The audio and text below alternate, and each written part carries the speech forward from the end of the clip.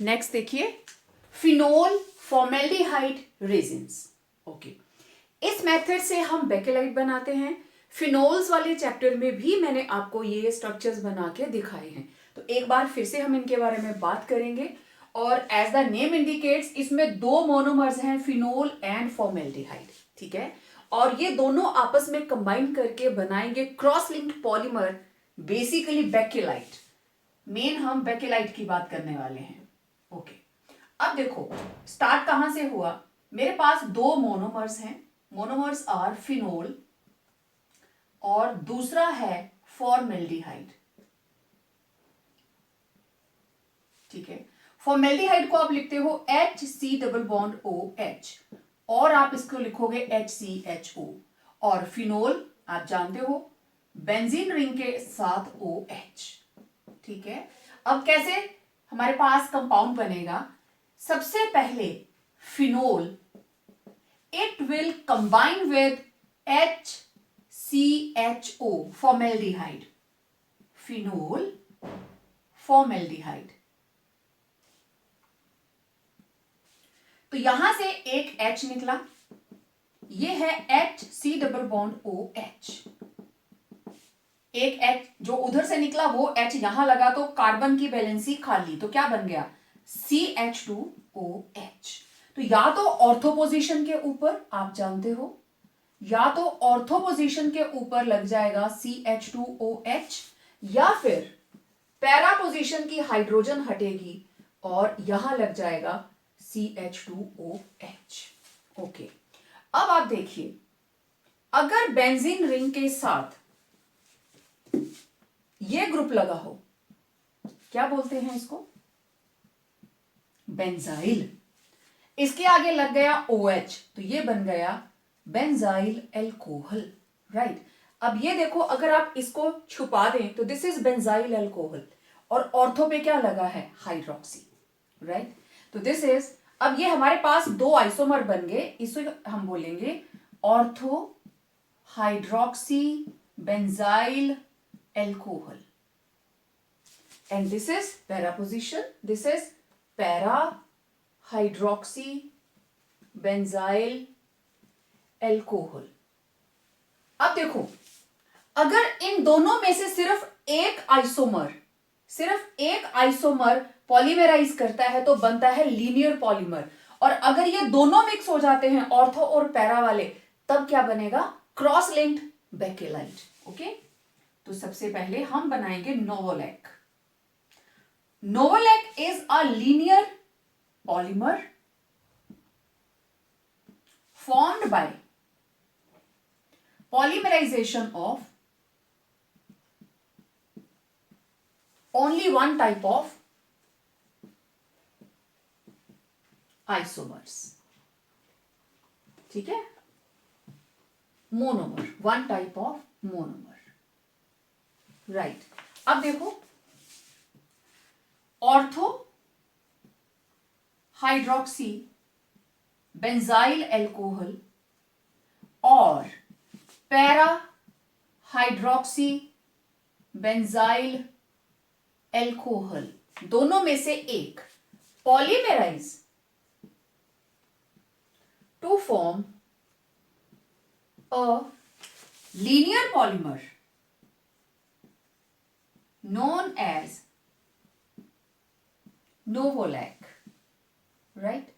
तो ये रहा मेरे पास ऑर्थो पॉलीमर, और जब भी ब्रिजिंग होगी, ब्रिजिंग के ऊपर इनके अंदर CH2 bridging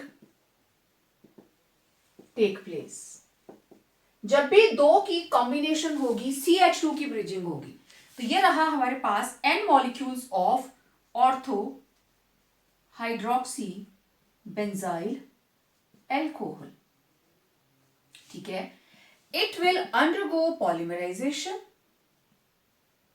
what it will form, same यही मॉलिक्यूल आगे आगे बढ़ता जाएगा। कैसे, ये OH CH2 OH अगेन, क्योंकि हाइड्रोजन कहां से हटेगी, ऑर्थो पोजीशन से, राइट। और यहां पे ये जो CH2OH लगा है ये उसका। ओके, तो ब्रिजिंग के ऊपर यहां पे लगा हुआ था CH2OH, ऑर्थो पोजीशन से हटी हाइड्रोजन, वाटर रिमूव्ड। तो ये ब्रिजिंग पे क्या आ गया, CH2। तो this is a linear polymer और इसका नाम है नोवोलैक। तो जब ये दोनों आइसोमर आपस में पॉलीमराइज करेंगे, what we will get a cross linked polymer, that is Bakelite. ठीक है, अब देखिए, जब दोनों मोनोमर्स, दोनों ही आइसोमर्स, ऑर्थो भी और पैरा भी, both ortho and para hydroxy benzyl alcohol polymerize to give cross linked polymer known as Bakelite. तो दोनों को हम ले लेंगे, n molecules of orthohydroxy and n molecules of para-hydroxy benzyl alcohol। ठीक है, मैं बार बार नाम नहीं लिख रही हूं। तो they will polymerization removal of n water molecules, वो तो हटेंगे ही हटेंगे। जब भी दो चीजें आपस में जुड़ेंगी, पीछे भी मैंने आपको बताया, तो water will be remove. Now this is ortho hydroxy benzyl alcohol. अब देखो ये किस तरीके से पॉलीमराइज करेंगे, ortho hydroxy benzyl alcohol and para hydroxy benzyl alcohol. ये लगा है ऑर्थो पे, ये सामने वाले की ऑर्थो वाली हाइड्रोजन को हटाएगा। ठीक, इसकी पैरा वाली हाइड्रोजन भी हट सकती है। ये पैरा पे लगा है, इसके पास दो ऑर्थो पोजीशंस खाली हैं, तो हाइड्रोजन वहां से हट सकती हैं। कहने का मतलब दोनों ऑर्थो और पैरा, यहां दोनों ऑर्थो और पैरा, इधर एक ऑर्थो फील्ड पैरा और ऑर्थो खाली, और इधर पैरा फील्ड दोनों ऑर्थो खाली, तो ये सारे ही इन्वॉल्व होंगे। तो बनाने का तरीका बहुत सिंपल, आप लोग क्या करिए, पहले इस तरीके से 6 बेंजीन रिंग्स बना लीजिए ऊपर नीचे। ठीक है, एक लाइन में सिमेट्रिकली। ओके, ये रही बेंजीन रिंग्स। अब एक फंक्शनल ग्रुप इसमें ऐसा है जो पार्टिसिपेट करता ही नहीं, यस, फिनोलिक ग्रुप। ये दोनों एक दूसरे के ऑपोजिट लिख दीजिए। ठीक है, अब ऑर्थो वाले का CH2 और इधर से OH होगी ब्रिजिंग। ये लो, ऑर्थो वाली ब्रिजिंग कर दीजिए पहले। ठीक है, फिर पैरा वाली ब्रिजिंग तो CH2 की ही होगी, मैंने पहले ही बताया आपको। इधर ऑर्थो वाली। तो इस तरीके से ये आगे इन्वॉल्व हो जाएगा।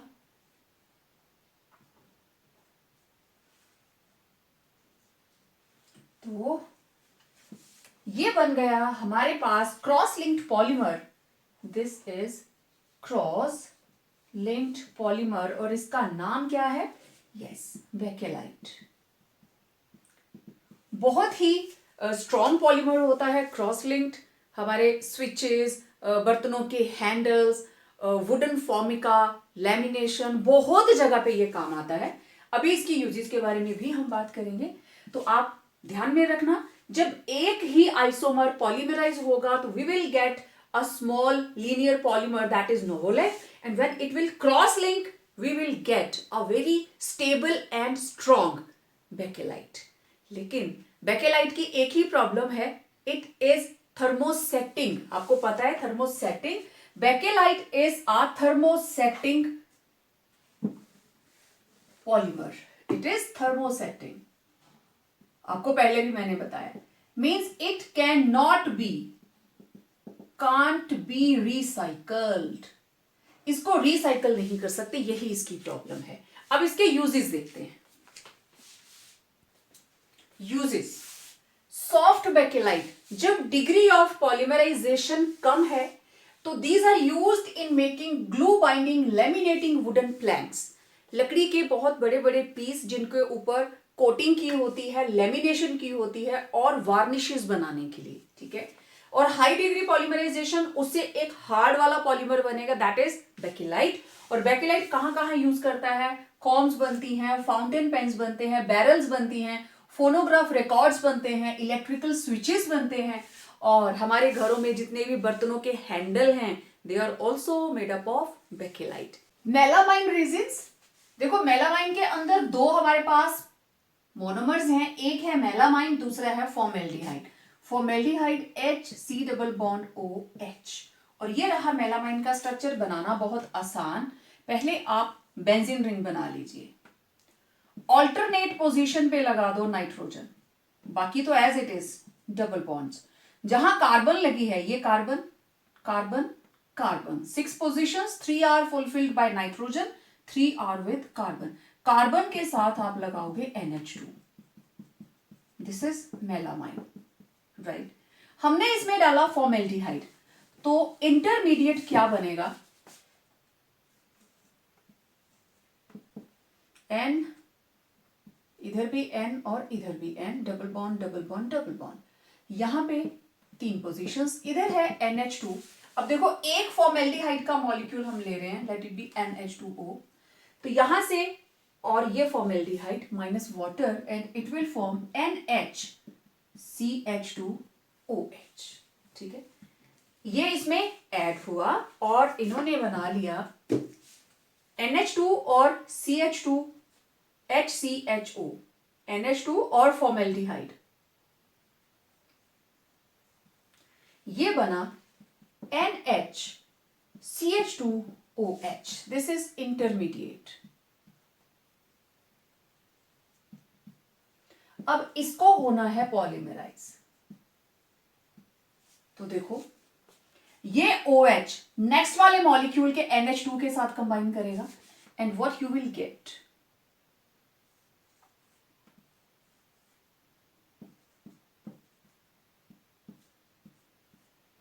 यहां बना NHCH2, ये OH नेक्स्ट वाले NH2 के H के साथ इन्वॉल्व खाली, और इधर का NH2 का H इन्वॉल्व खाली, दिस इज मेलामाइन resin.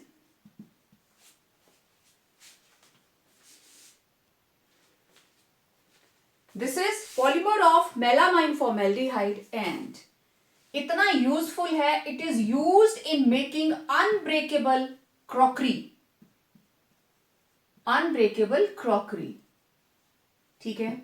इससे बनते हैं कप्स, ग्लास, प्लेट्स, सॉसर्स, और do not break upon dropping, इसको गिराते हैं तो ये टूटता नहीं, इतनी स्ट्रॉन्ग हमारे पास ये पॉलीमर है और क्वाइट यूजफुल, बहुत अच्छी अच्छी क्रॉकरी बनती है, अनब्रेकेबल।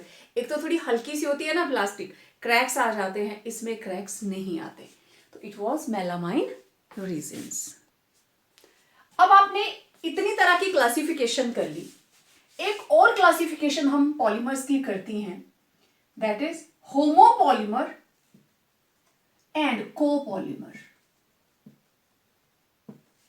होमोपॉलीमर का मतलब it has only one type of monomers, one type of monomers, and it has more than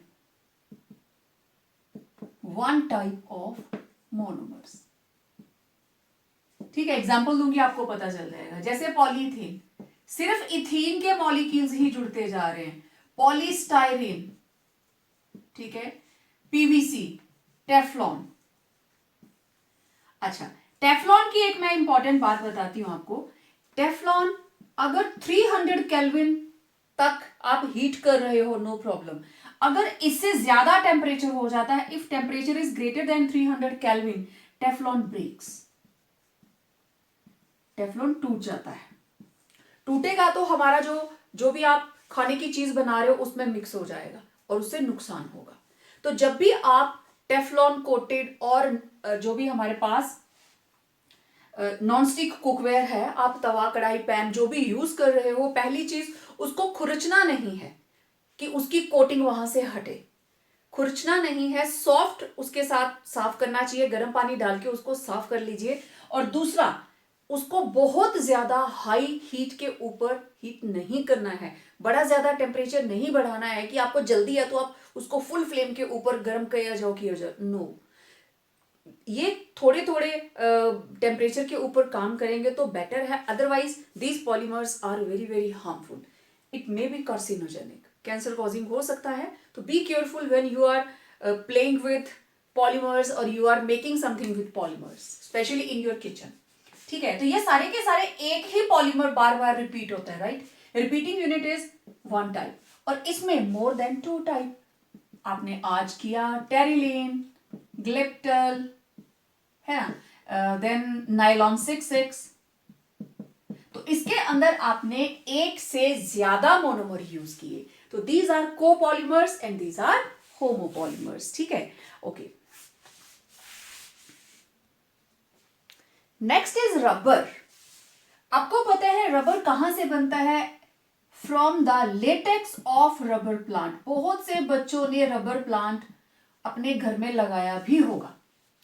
इस लेटेक्स से जो रबर बनेगा बहुत ही सॉफ्ट होता है। ठीक है, तो इसको आगे हम बताएंगे कैसे हार्ड किया जा सकता है, लेकिन सिंपल रबर, नेचुरल रबर कैसे बनेगा देखिए। इसका monomer is isoprene. Isoprene 4 carbon की चेन, 1,3 के ऊपर डबल बॉन्ड और 2 के ऊपर methyl, this is 2 methyl 1,3 2 methyl but 4 carbon 1,3 diene. ठीक है, अब देखो पॉलीमराइजेशन बहुत simple, CH2 double bond CH3 single bond CH double bond, this is isoprene. ठीक है, सेम ऐसा ही मॉलिक्यूल मैं और लिख लेती हूं, क्योंकि 2 मॉलिक्यूल्स के बीच में बॉन्डिंग करेंगे तो इजी रहेगा। CH2 double bond CH3 CH double bond CH2। अब देखना ये पॉलीमराइज कैसे होगा। ये वाला डबल बॉन्ड इन दोनों के बीच, ये वाला डबल बॉन्ड इन दोनों के बीच, ये वाला डबल बॉन्ड इधर और ये वाला डबल बॉन्ड बाहर। ठीक है, यहां क्या बचा? CH2 single bond CH3 double bond CH single bond CH2, काम खत्म। इन दोनों के बीच में आ गया single bond, CH2 single bond CH3 single bond, यहां आ गया डबल, ये वाला बॉन्ड इधर शिफ्ट हुआ, CH सिंगल बॉन्ड CH2, इधर भी एक बॉन्ड खाली हो गया। And this is natural rubber, ऐसे बनती है। क्लियर? इस तरीके से बनती है नेचुरल रबर अपॉन पॉलीमराइजेशन।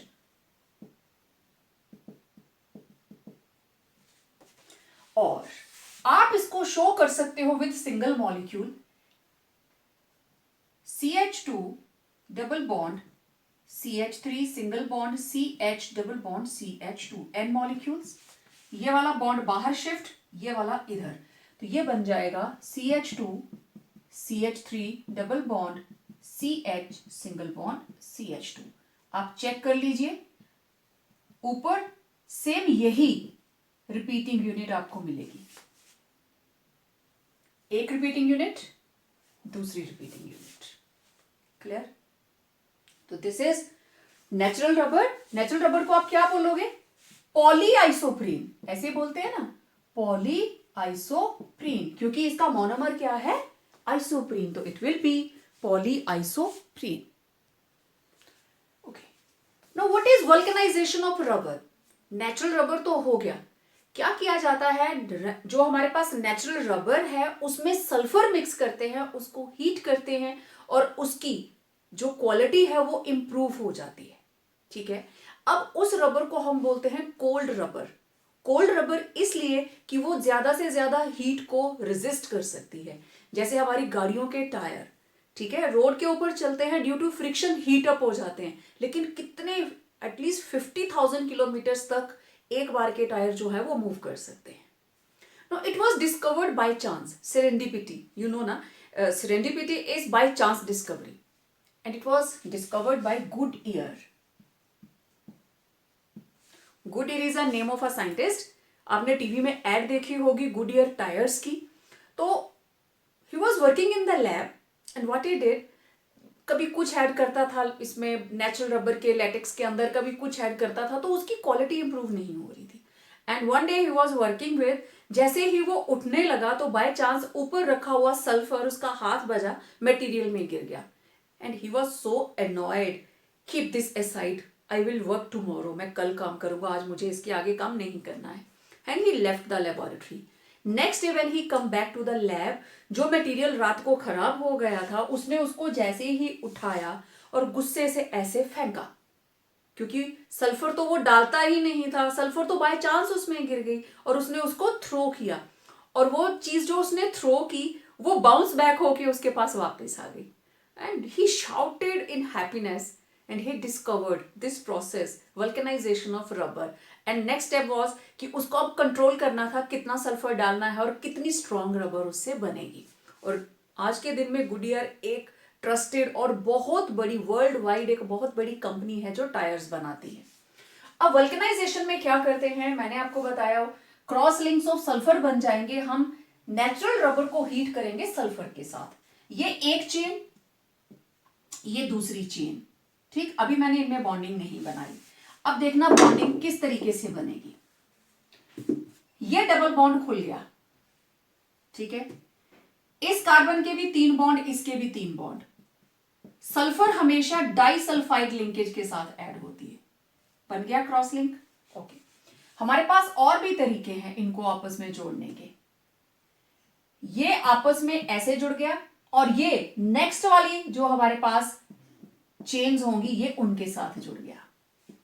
इधर भी तो चेन होगी ना, तीसरी वाली चेन होगी, let it be CH2 CH3 single bond CH CH2 और ये उसके आगे. तो इस तरीके से पॉलीमर जो है वो बड़ा हो सकता है, ठीक. अब ये चेन आप नीचे वाली बनाना चाहो आप बना सकते हो. In this way cross links of sulphur they are formed in natural rubber and its quality is improved, ठीक है. It was vulcanisation of rubber. Paper के अंदर 1 नंबर में पूछ लिया जाता है what is vulcanisation of rubber. तो it is nothing but process of heating natural rubber with sulphur to improve its properties is called vulcanisation of rubber. Next देखिए differences between natural rubber and vulcanised rubber. Natural rubber soft and sticky and that is hard and non sticky.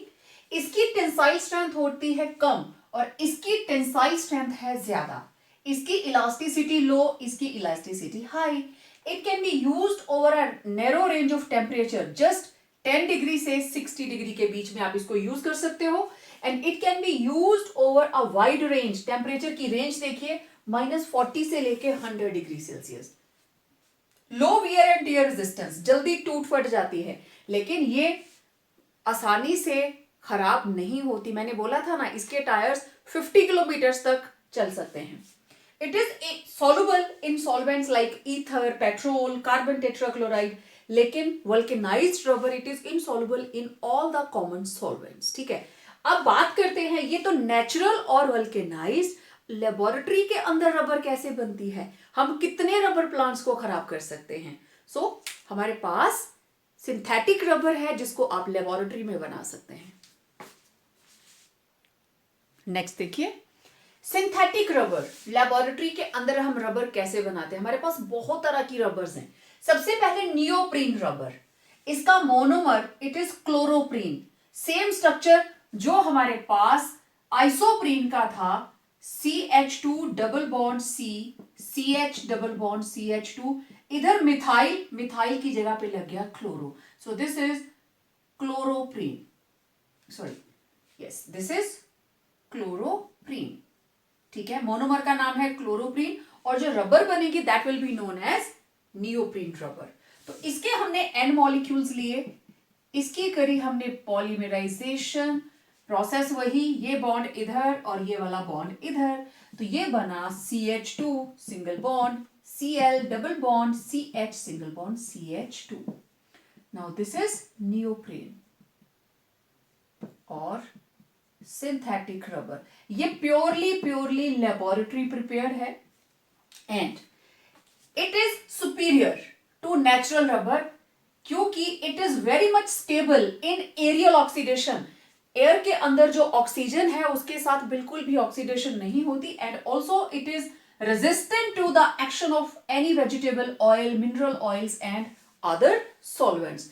और ये use की जाती है as insulator at conveyor belts, gaskets और printing rollers के लिए। Conveyor belts होती है ना, ऐसे जहां पे आटा चक्की होती है उसके ऊपर भी वो बेल्ट मूव करती है ना, बेल्ट के साथ ही वो चलती है, तो कितना स्टेबल होना चाहिए उसको, तो that is neoprene rubber. It is use to prepare conveyor belts. तो आप देख सकते हो बहुत सिंपल सा डिफरेंस है इनके बीच में। नेक्स्ट देखिए, सिंथेटिक रबर का next example styrene butadiene rubber, SBR, और it is known as Buna S. देखो ब्यूना एस का मतलब मैं यहां बता देती हूं। Buna S, BU stands for ब्यूटाडाइइन,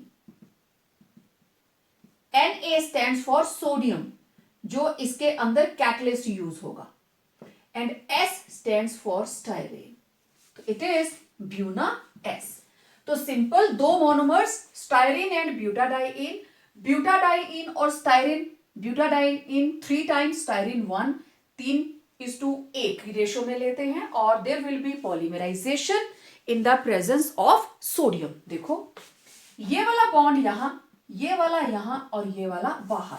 how it will be connected, see CH single bond CH2, single bond CH2, यहां दोनों के बीच में सिंगल, यहां पे भी single CH, double bond CH, single bond CH2 and bond free. So तो ये बन गया, देखिए CH CH, ये वाला बॉन्ड इधर खुल गया, CH2 सिंगल बॉन्ड, ये वाला बॉन्ड आगे शिफ्ट हुआ, CH2 single bond CH, double bond पहुंच गया यहां पे, और ये वाला बॉन्ड बाहर। तो this is Buena S, simple, and it is used in the manufacture of automobile tires, floor tiles, footwear components and cable insulation. Then Buena N, again Buena का मतलब ब्यूटाडाइइन, तो ब्यूटाडाइइन एंड एक्राइलोनाइट्राइल ये दोनों आपस में पॉलीमराइज होंगे। सिंपल, बहुत ही simple, ये इधर, ये इन दोनों के बीच में, और ये बाहर। अब देखो CH2 सिंगल बॉन्ड CH, अब आ गया डबल बॉन्ड CH, आगे सिंगल बॉन्ड CH2, आगे सिंगल बॉन्ड CH2 CHCN, ये लीजिए, ये बन गया Buena N, and it is used in making oil seals, hoses and tank lining. तो ये 3 हमने एग्जांपल्स की, तीनों ही सिंथेटिक रबर की एग्जांपल्स हैं, SBR और Buna S and Buna N, और it is known as nitrile rubber. Next very important topic, इसका न्यूमेरिकल आ सकता है पेपर में, मॉलिक्यूलर मास ऑफ पॉलीमर्स। कैसे निकालते हैं मॉलिक्यूलर मास, 2 तरीके हैं, एक है नंबर एवरेज और एक है वेट एवरेज। ठीक है, नंबर एवरेज, मान लीजिए पॉलीमर के अंदर ABC 3 तरह के मोनोमर्स हैं। ठीक है, A है N1 नंबर, B है N2 नंबर, C है N3, टोटल है लेट इट बी 90, ये है 20, ये है 30, और ये क्या है 40, 70, 90। ठीक है, A का मास लेट इट बी 1000, B का मास लेट इट बी 500, C का मास लेट इट बी 600। तो कितने हैं हमारे पास A, उनका मास कितना होगा, N1 M1 मीन्स 20 into 1000, ये कितने होंगे 30 into 500, ये कितने होंगे 40 into 600। ये नंबर का मेथड है। कितने मॉलिक्यूल हैं जिनका मॉलिक्यूलर मास 1000 है, दैट वाज 1000। जैसे हम अपनी क्लास की बात करें, लेट इट बी हमारी क्लास में 60 स्टूडेंट्स हैं, कितने स्टूडेंट हैं जिनका वेट, अब मोलर मास नहीं बोलेंगे ना, जिनका वेट 55 किलोग्राम्स है, वो नंबर आ गया। कितने स्टूडेंट्स हैं जिनका 60 है, कितने स्टूडेंट्स हैं जिनका 40 है, तो दिस इज नंबर एवरेज। ठीक है, फिर हम उसकी एवरेज निकाल सकते हैं। तो उसी तरीके से N1 molecules, N1 number of molecules have molar mass M1, number of molecules let it be N2, उनका molar mass है M2, N3 उसका है molar mass M3। तो हमारे पास नंबर एवरेज इसका जो मास है वो किसके बराबर आएगा, that is n1 m1, n2 m2, n3 m3 up to so on. उसी तरीके से टोटल क्या होगा, n1 n2 n3, ऐसे एवरेज निकलती है ना। तो ऊपर आप लिख सकते हो sum total of ni mi, और नीचे क्या आया, सम टोटल ऑफ ni।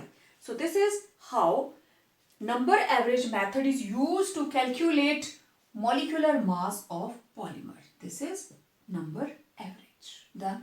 अब उसको weight average के साथ कंपेयर करते हैं। A, B, C नंबर की बात खत्म। A का कितना मास प्रेजेंट है, लेट इट बी कि हमारे पास टोटल मास है 100 किलोग्राम। 100 किलोग्राम के अंदर 50 किलोग्राम A है, 20 किलोग्राम B है, 70 हो गया, 30 किलोग्राम C है। तो जो A है जिसका 50 किलोग्राम प्रेजेंट है, A का मॉलिक्यूलर मास हमने कितना लिया था 1000, B का हमने कितना लिया था 500, C का हमने लिया था 600। ठीक, तो इसका मास एवरेज निकालनी है तो किसके बराबर होगी, M1 capital M1, M2 capital M2। अब बात समझे, अब हम मास की बात कर रहे हैं, नंबर नहीं बता रहे हैं।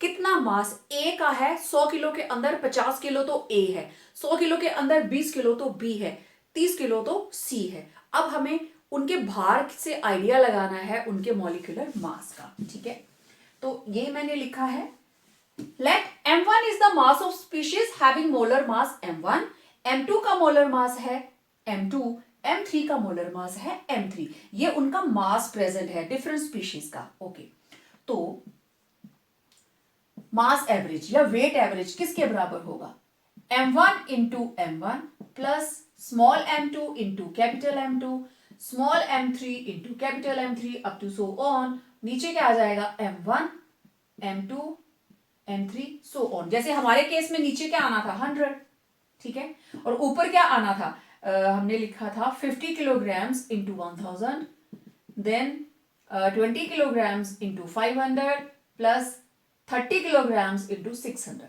क्लियर? अच्छा, अब आपको पता है न, चलो पहले इसको शॉर्ट फॉर्म में लिखिए, ये हो गया।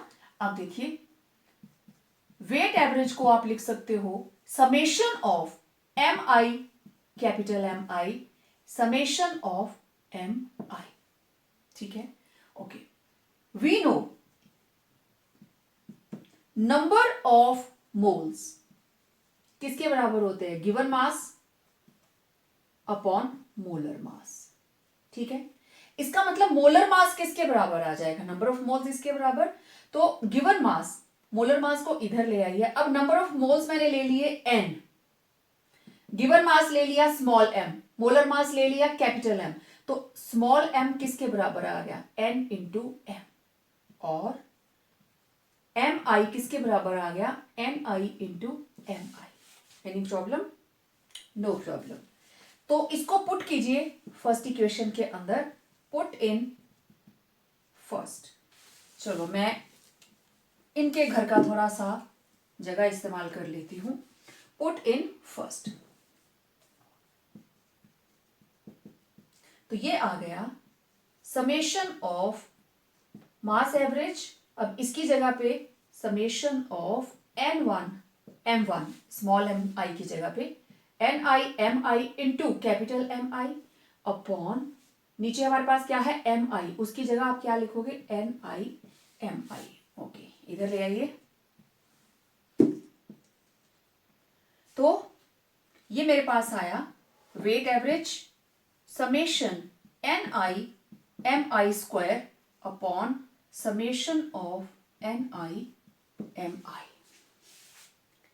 क्लियर? तो इस तरीके से आप वेट एवरेज या नंबर एवरेज मेथड से कैलकुलेशन कर सकते हैं। मास एवरेज को या वेट एवरेज को भी आपने नंबर में कन्वर्ट कर लिया तो it becomes very easy to find their molecular mass. ठीक है, इसका एक न्यूमेरिकल दे। In a polymer, 30% of the molecules have molecular mass 20,000, 40% का है 30,000 और जो बाकी बचे उनका है 60,000। ओके, इसका मतलब N1 30, N2 नेक्स्ट है 40, बाकी कितना बचा N3 again 30। Okay, M1 M2 M3 वो भी गिवन है। M1 is 20,000, M2 is 30,000 and rest is 60,000। ये लीजिए। अब आपको नंबर एवरेज किसके बराबर, sum total of NI upon NI किसके बराबर, N1 it is 30 into 20,000 plus 40 into 30,000 plus 60 into 30 into 60,000। ठीक है, और 30, 40 और 30। ठीक है, ओके। अब जरा देखो कितने जीरो हैं, 4 4 4 और एक इनके साथ लगा है 5। मतलब कहने का अगर आप 10⁻⁵ बाहर निकाल लो तो अंदर क्या बचा, 3 2 6 plus 4 3 12 plus 3 6 18। Am I right? 4 zeros into 1 10⁻⁵, सभी में 10⁻⁵ कॉमन, तो अंदर आप उसको 3 2 6 4 3 12 6 3 18 डिवाइडेड बाय 100। ठीक है, एक जीरो 100, 200 नीचे 2 zeros ऊपर 5 zeros कैंसिल कर सकते हो आप, तो इट विल बी 10⁻³ ये 5 और ये 2 और अंदर क्या बचा 18 प्लस 20 30 36 क्या आया 36 इंटू 10⁻³ और 36 के आगे लग गई 3 जीरो। इसका मोलर मास क्या है 36,000। Clear, so number average molecular mass is 36,000। Clear, अब निकालते हैं हम मास एवरेज। स्टेटमेंट तो बिल्कुल वही है, ठीक, देखते हैं। अब हमारे पास आया weight average, it is equal to N1 M1 square NI square and नीचे हमारे पास NI MI। Okay, value put कर दीजिए। It will B N1 30 into 20,000 का square plus 40 into 30,000 square plus 30 into 60,000 square और नीचे हमारे पास क्या आया 30 into 20,000 plus 40 into 30,000 plus 30 into 60,000। ठीक है, ओके। अब देखिए ये डबल हो गया, डबल हो गया मतलब यहां था 10⁻⁴, 4 और 4 कितना हो गया 8, 8 और 1 कितना हो गया 9। गेटिंग माई पॉइंट, ठीक है। इसको डबल किया, 4 जीरो थे ना, डबल हो गया तो 8, 8 प्लस 1 9। अब ये 10⁻⁹ आ गया बाहर, अंदर देखो 20,000 का स्क्वायर है मतलब 2 का भी स्क्वायर हुआ, इधर 3 का स्क्वायर हुआ और इधर 6 का स्क्वायर हुआ। तो what you will get inside here, it will B, इसको हटा दूं अब मैं, 20 का स्क्वायर था ना तो 2 2 4, 4 3 12 प्लस, समझ आ गई, ये डबल हुआ और ये 3, ये बचा 3 3 3 9, 9 4 36 plus 6 6 36, 36 into 3 it will B 108 और नीचे हमारे पास क्या रहा 10⁻⁵ बाहर, 3 2 6, 4 3 12, 3 6 18। ठीक है, नाउ यू विल गेट 10⁻⁴ 9 और 5, अंदर आपके पास बचा 36, 36 plus 12 48, 48 plus 108 it will B 156 divided by you are having 12, 12 plus 6 18, 18 18 36। अब आपको डिवाइड करना है 156 को 36 के साथ, तो क्वाइट ऑब्वियस, ये 6 2 12, 6 से कट जाएगा, 6 6 36, 6 2 12, 6 3 3 बचे यहाँ पे, 6 6 36, तो इट इज 26 डिवाइडेड बाय 6। तो इसको हम आगे भी काट सकते हैं, 2 3 6, 2 1 2 3, तो ये आ गया 13/3 इंटू 10⁴। ओके, तो इसको अगर आप 3 से डिवाइड करेंगे तो इट विल बी 3 4 12, डेसिमल 10 हो गया, 3 3 9, 3 3 9, यही आता जाएगा, 4.333 करके आता जाएगा, इंटू 10⁴। 4 जीरो से मल्टीप्लाई कर दीजिए। अगर 4.0 भी होता तो 40,000 आता, तो अब कितना आ रहा है, 4 के आगे आपको 4 3 लगाने पड़ेंगे। डन। तो इट इज 43,333 क्या है, वेट एवरेज मॉलिक्यूलर मास। तो आपकी कैलकुलेशन मेरे से डिफर कर सकती है, तो बेटर है आप अपना तरीका लगाएं, मेरा तरीका अच्छा लगे तो इसी तरीके से सॉल्व करें। तो कोई भी न्यूमेरिकल आपको आता है, आपको इसी तरीके से उसको सॉल्व करना है। एक और important question, what is PDI, polydispersity index. तो ये रेशो है, it is nothing but ratio of weight average to number average molecular mass of polymer. अगर दोनों बराबर हैं, ठीक है, तो पीडीआई कितनी आएगी, 1। ठीक, when weight average is equal to number average, तो पीडीआई कितना होगा, 1। इसे बोलते हैं मोनोडिस्पर्स, और इसका example natural rubbers. PDI greater, greater का मतलब हमारे पास weight average it is greater than number average, तो पॉलीडिस्पर्सिटी कहलाएगा, it will be polydisperse polymer. तो किसके लिए होता है greater than 1, it is for synthetic. एक एक नंबर का question. Monodisperse PDI equal to 1, it is for natural, या सीधा पूछा जाए नेचुरल पॉलीमर्स के लिए पीडीआई की वैल्यू कितनी होती है और सिंथेटिक के लिए कितनी होती है। नेचुरल के लिए 1 एंड सिंथेटिक के लिए ग्रेटर देन 1।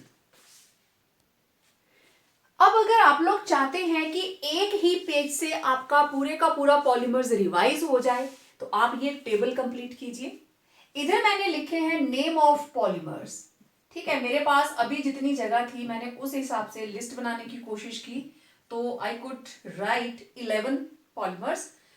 आपने करना क्या है, पॉलीथीन, पॉलीथीन का मोनोमर क्या है, इथीन, ठीक है।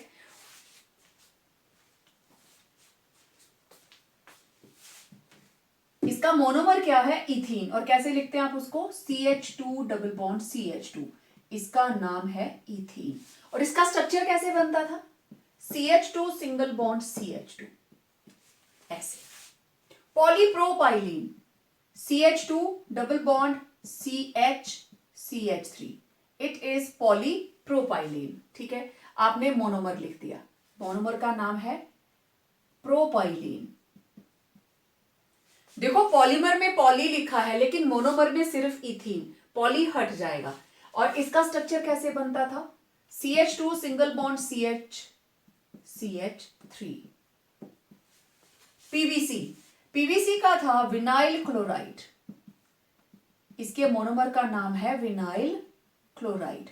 और इसका पॉलीमर कैसे बनता था, CH2 सिंगल बॉन्ड CHCl, ठीक है। अब इसका नाम है polyvinyl chloride. Teflon, CF2 double bond CF2, इसका नाम था टेट्रा फ्लोरो इथाइलिन, ठीक है। और इसका जो पॉलीमराइजेशन होगी, CF2 single bond CF2, bonds are open. Polystyrene, आपको पता है स्टाइरीन का structure CH double bond CH2, this is styrene. और जब इसका पॉलीमर बना था, it was CH single bond CH2, bond open. तो इस तरीके से आप सभी के यहां पे ऐसे स्ट्रक्चर्स कंप्लीट कर रहे हैं। अब जैसे नाइलॉन 6 इसके दो हैं, एक है हेक्सा मिथाइलिन डाइएमीन, ठीक है। और इसको कैसे लिखते थे, NH2 CH2 6 टाइम्स NH2। दूसरा था एडिपिक एसिड, उसको कैसे लिखते थे, COOH, CH2 4 टाइम्स COOH, ठीक है। और अब इन दोनों को पॉलीमराइज करके जो स्ट्रक्चर बना था that was NH, CH2 6 times NH, C double bond O, उसके बाद CH2 4 times C double bond O, ऐसे। तो एक ही पेज से आप रिवाइज कर सकते हैं। नायलॉन 6 के लिखिए, ग्लिप्टल के, टेरिलिन के, नेचुरल रबर के, सिंथेटिक रबर के। उसके बाद आप इसमें नंबर 12 के ऊपर ऐड कीजिए ब्यूना N, 13 के ऊपर ब्यूना S। मैं कोई भूल गई हूं तो आप उसको जरूर ऐड करें। यस, आप लिखेंगे बेकेलाइट का, आप लिखेंगे नोवोलैक का, आप लिखेंगे मेलामाइन रेजिन्स का। तो टोटल 16, नथिंग, 16 के मोनोमर आपको एक लाइन में मिल जाएंगे और पेपर में इसके अलावा कुछ भी नहीं आता है, या उसका mass average, weight average and number average molecular mass, ठीक है। So it was all about polymers. Now complete your notes and revise them properly. जल्दी ही मिलते हैं एक और नए वीडियो के साथ। आपके लास्ट चैप्टर के बारे में बात करेंगे, that is biomolecules. Till then, stay home, stay safe.